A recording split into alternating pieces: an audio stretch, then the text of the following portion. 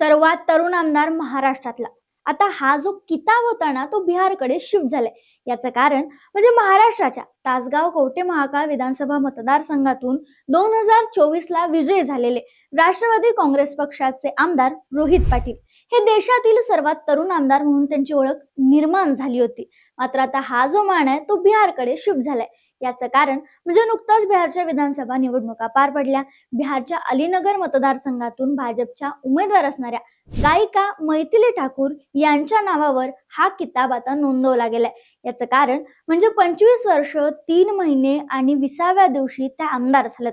तर रोहित पवार 25 वर्ष 4 महिने 19व्या दिवसाचे असताना आमदार झालेत आणि म्हणून त्यांची सर्वात तरुण आमदार म्हणून निवड झाली होती. आता इतक्या कमी वयात लोकप्रतिनिधी किंवा आमदार असणं हा खरं तर चर्चेचा आणि प्रेरणादायी यशाचा विषय ठरतो. मात्र आता महाराष्ट्रानंतर अर्थात रोहित पाटलांनंतर हा जो मान आहे तो मैथिली ठाकूर यांना मिळालाय.